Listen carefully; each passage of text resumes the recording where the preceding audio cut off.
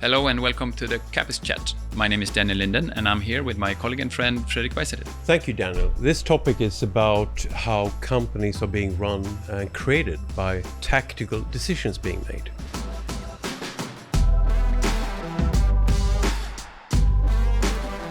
When companies today make their CapEx decisions, they are being made individually, often in isolation from each other. Of course, companies, they try to put together the budgets and so on, so they are sort of as a package and everything, but they are being made on their individual basis based on their CapEx and so on. Based on needs. Based on needs very often, and onto that you add the opportunities.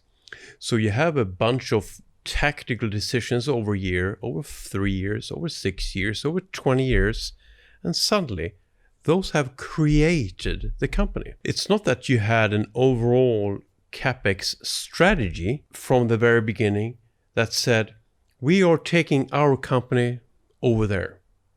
And here are all the decisions that will create that company. And it's that company that will provide our investors with the best competitiveness, best cash flow. Yeah. So that is not how it's done. It's done the other way around. So the needs come before the strategy. Yeah. Hence our name of our white paper, right? Yeah, the tail wags the dog. Yeah. That is where that name came from. Exactly. And I think that it boils down to one thing, and it is that we learn, at least I learned when I went to university, that net present values are additive. And therefore, you can evaluate decisions one by one if you use net present values, and then you can add them. But does that work? Of course not. I mean, we see all the time.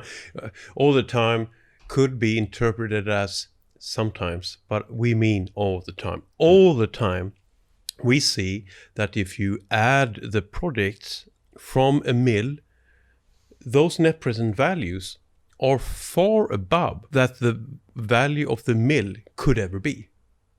And still, they are correctly calculated.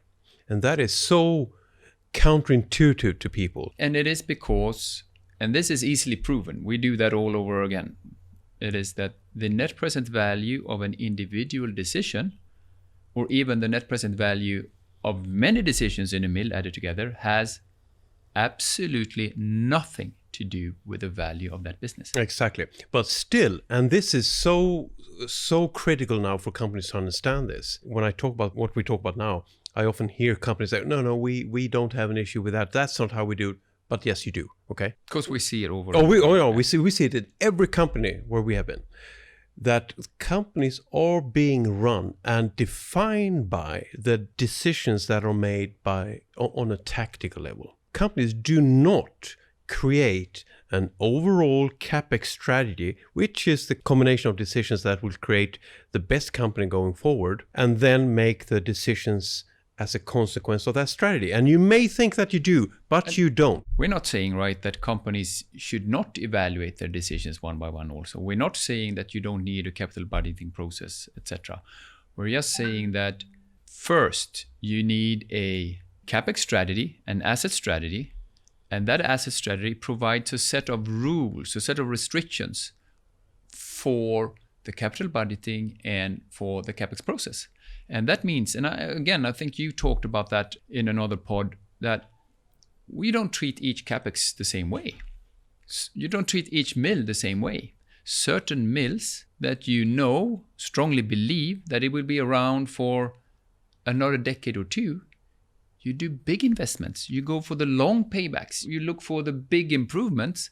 While if you have a mill that you will not continue to invest in, that you will decide already now that you will take down over the next couple of years for the benefit for another mill, doesn't matter what the payback is. You don't do any more CapExes unless it's there to protect the business before you move it to the other mill. Exactly.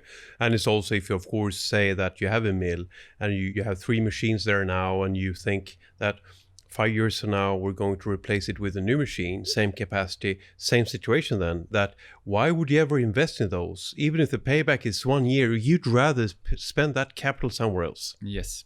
And we talked about red and green flags a couple of years before the perfect closure timing. Very often there are a lot of green flags all over the place. In the traditional way of seeing it. You usually have a high return on capital employed. You have big CapEx needs. You have great net present values and return on investments. And we see huge amounts of money going into trying to save mills 3, 4, 5, 6, 7 years before they are closed. That's when the big money goes into that. When the big money. And it's so sad, not only because they put in the money that they don't get back. I think that is sad, but I don't think that's the saddest part of the story. I think the saddest part of the story is that that money did not go into the mills or plants that continue to exist. If you liked what you heard us talk about today and want to hear more about similar topics, don't forget to click subscribe or follow below. And if you liked what you heard today, press like.